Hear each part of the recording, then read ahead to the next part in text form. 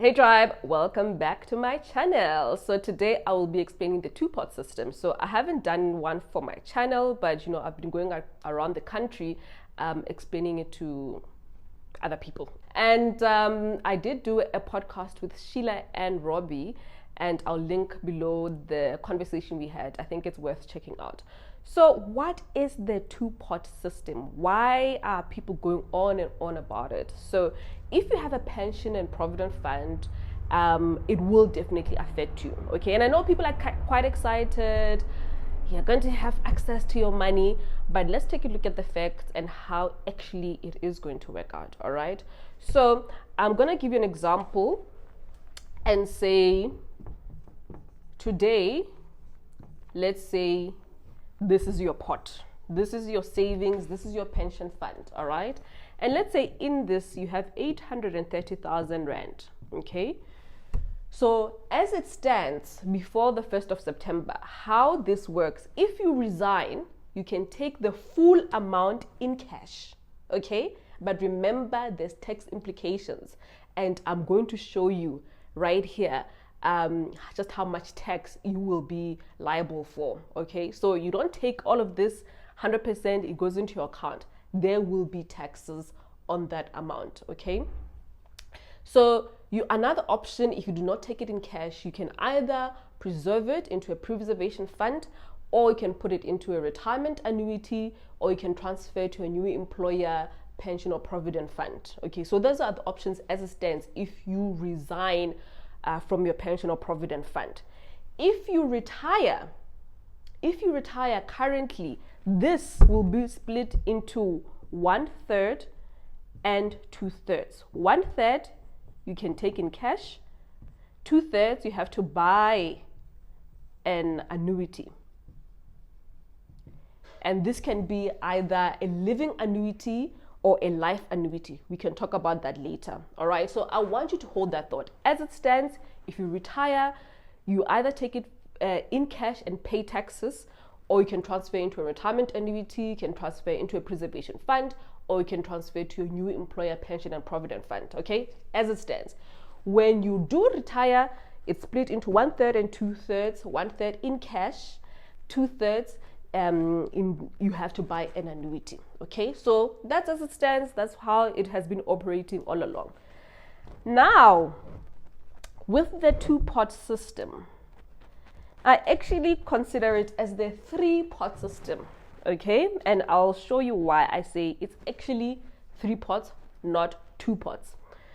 So on the 1st of September 2024, how this is going to operate.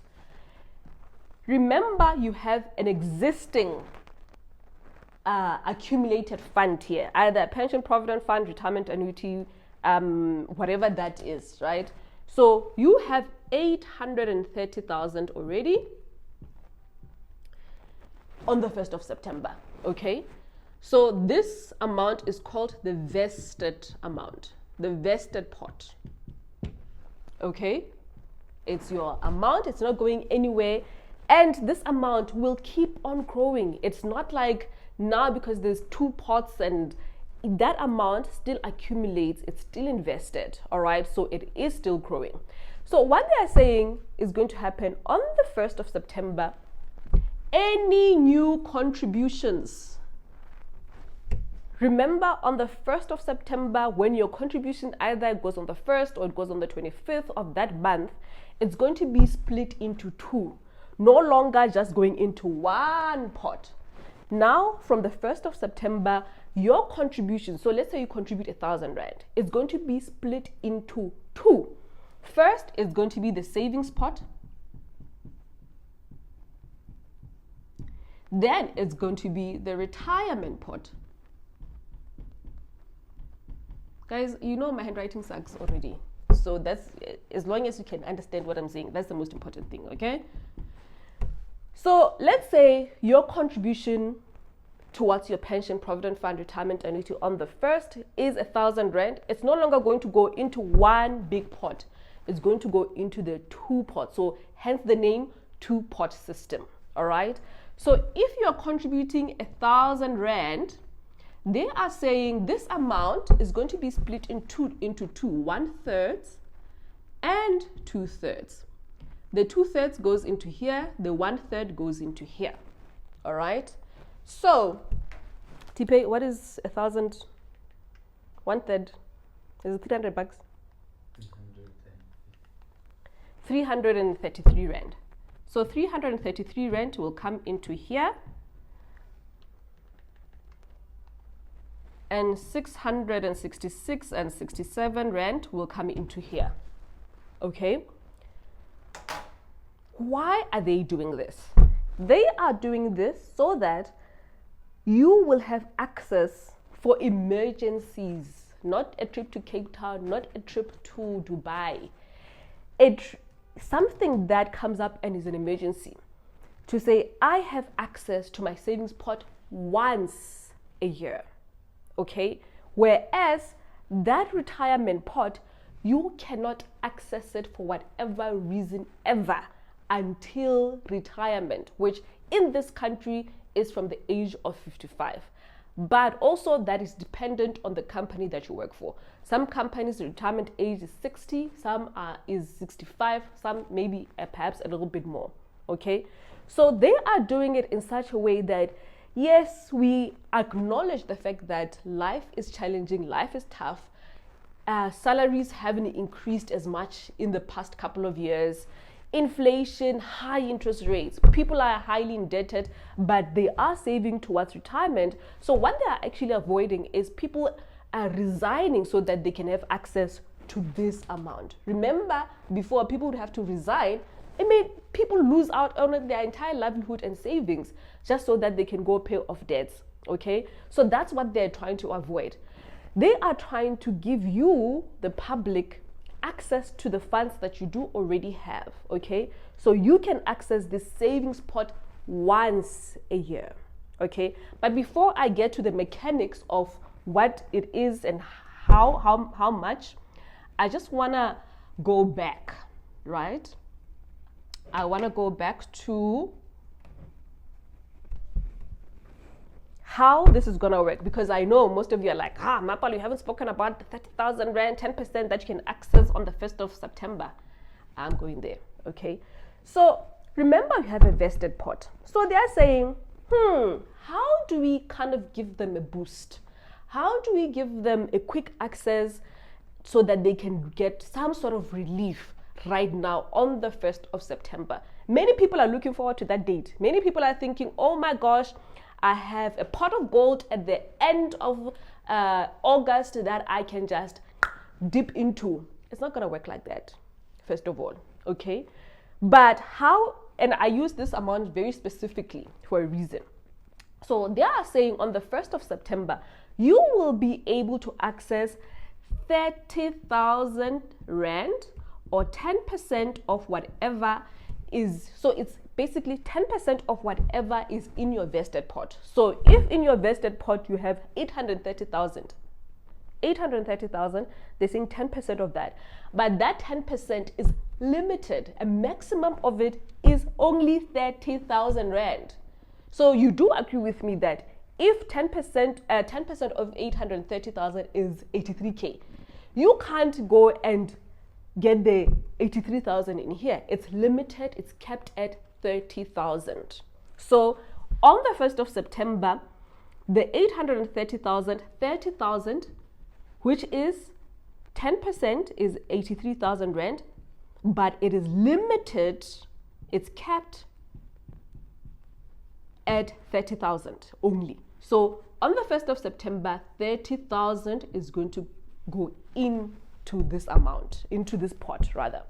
So in effect, what you are left with in your vested pot is going to be 800,000. So people ask, Mapalo, so what happens with this 800,000 is just sitting there not doing anything for me? No, it's more like a preservation fund. That's how I think of it. It's more like a preservation fund.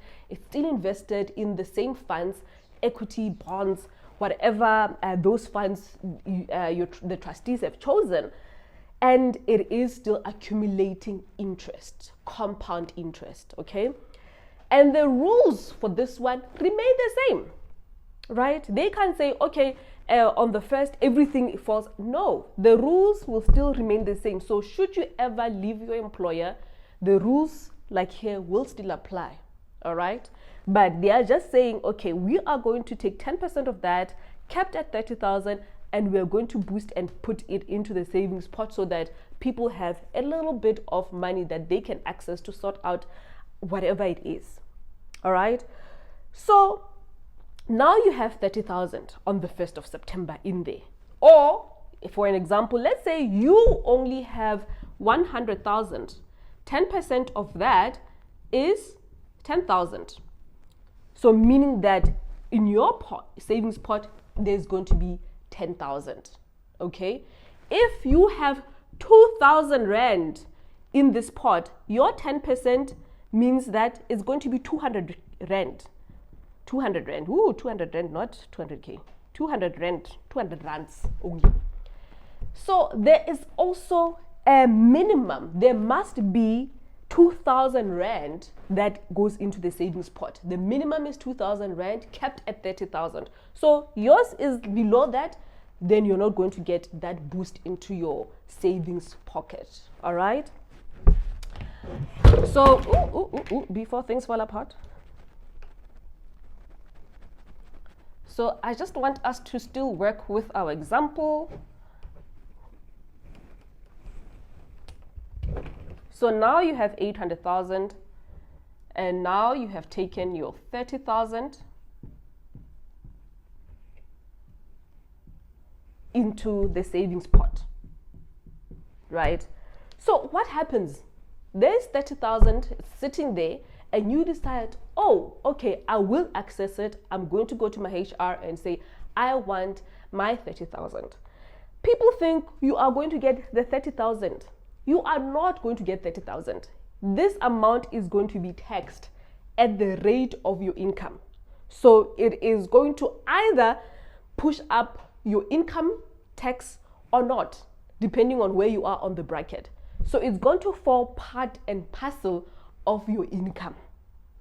Okay? So meaning that your taxes are going to go higher.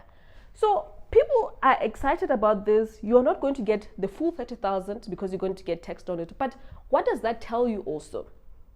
For me, it shows that because it's going to form part of your income every time you access these funds every year, it means that the government is going to be making shitloads of money off of people exiting and taking from the savings pot. So when you think about this, don't take it lightly and just say, oh no, it's just, a little, someone actually said, no, can't I think about it like it's, a little bonus to myself every year? I said, no, you cannot think about it like that. This is your pension fund. This is your retirement fund, making sure that you do have money. One of the things we do not speak about is that the choices that we make today are impacting how our kids are going to have to take care of us, perpetuating black tax. So if you have the means and the power to save and invest for your future in terms of your pension fund, your retirement annuity, your provident fund, and you are thinking, no, this is just an easy way to just give myself a bonus, you're not thinking about it right, okay? This is meant for your retirement so that your kids don't have to take care of you, and now, because you have been chowing your retirement all along. You really have to start thinking very wisely about this, okay? So you will not get the full 30,000 because it's going to be taxed at your marginal rate, okay? So if you are 41% already, you're on the highest tax bracket, and it's going to impact what's going on there, okay? So you are definitely going to be paying higher taxes, therefore making the government richer. So some people are like, they get very disappointed when they realize that, oh, I thought it was going to be 10% of whatever is in here. They've done it in such a way that, because a lot of people obviously want to take some money from this savings pot, they are doing it in such a way that not every single person accesses 10%. Imagine just how much that is going to be. Guys, remember, the pension fund and retirement fund it's a system. It's like going to a bank and saying, oh, we want all our deposits, now we can have access to our deposit. That thing can collapse. So they've done it in such a clever way that you do not access more than can really destabilize the system. Okay, so be aware of that. Fine. So that is what's going to happen on the 1st of September. You will have a little bit of money that goes into there, and you can choose, right? You can also choose whether you want this money or not. There are people who I know are going to be prudent and say, I don't want it, but they think, oh no, because the government said you must take it, you must not take it. It's not a must. They're just giving you room to say, should you really, really be in dire need, you can have access to these funds, okay? So it's not a must. You can choose not to access these funds. But then my question, as someone who has a retirement annuity, someone who invests for retirement, my question is, the savings pot, and no one seems to have an answer, and I'm asking it and I still don't have an answer, is where are these funds going to be sitting? Because remember, with your pension provident fund, retirement annuity, it's invested in such a way that you maximize the returns over a long period of time, meaning that that fund is not going to be sitting in cash. Remember, an emergency fund needs to sit in somewhere in a fund that is liquid, that when you access it, you're not losing your money, there's no volatile movements on that money. So, which tells you that this savings pot, they're going to try to make it as liquid as possible, meaning that they're not going to put it into risky asset classes. So probably it won't sit in equities, probably it won't sit in property. It'll probably sit in a money market, in cash, or in bonds, meaning that that money is not really working as hard for you as this other portion. So for me, as someone who's investing for their future, investing for retirement, this actually kind of pisses me off, because I know that I don't want access to that money. So because the law is the law, where is it going to be sitting? That's a question I don't have an answer. If you know if you're a fund manager, maybe you can answer that one for us. All right. So now let's say I just want to make an example now on when you resign and when you retire with the new two-pot system, what it looks like. All right.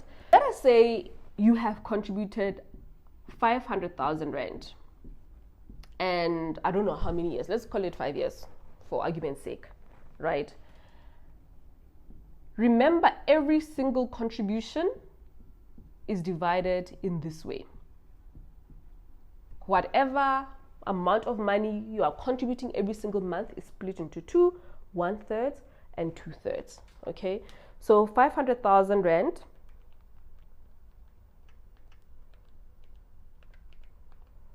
This means that in your savings pot, you will have 166,067, let's call it that. By the way, in the savings pot, remember what I call sort of a booster is the 30,000 Rand, capped at 30,000 Rand, minimum 2,000 Rand. After every single year, it's not capped anymore. So let's say, for example, you are a massive high earner and every year you're able to accumulate 100,000 in your savings pot. You can take that out fully without any questions asked. So every year after that, it's not going to be capped, right? Whatever you've accumulated in there, you can take out cash and it's not capped at any amount. You can take out the full thing. But the catch is, you are going to be taxed at your income tax rates, at your marginal tax rate as an individual. So that amount is going to be quite high every single year if you're playing the game that, oh no, it's just a little bonus that I'm giving myself. Just like your bonus, guys. If you're going to think about it that way, think about it this way then. They say you're going to get 50,000 Rand bonus.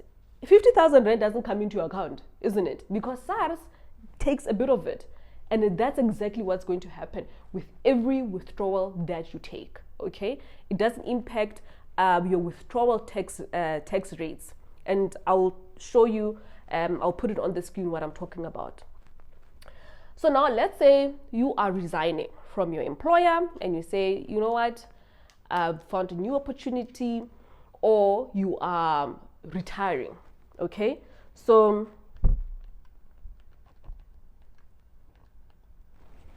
in here,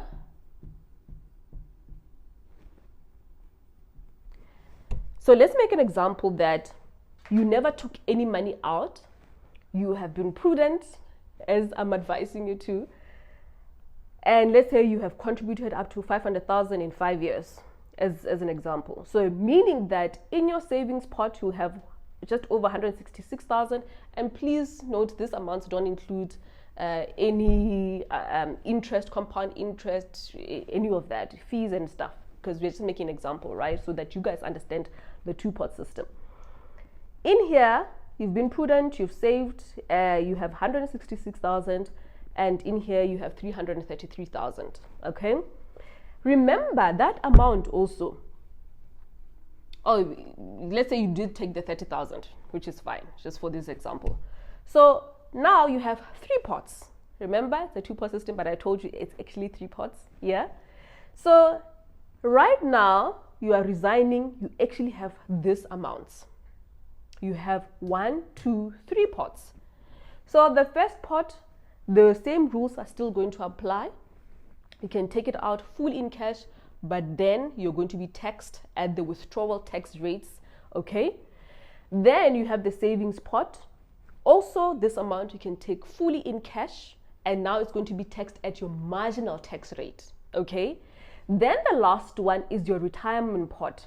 This one you can never ever touch until you retire. You cannot touch ever.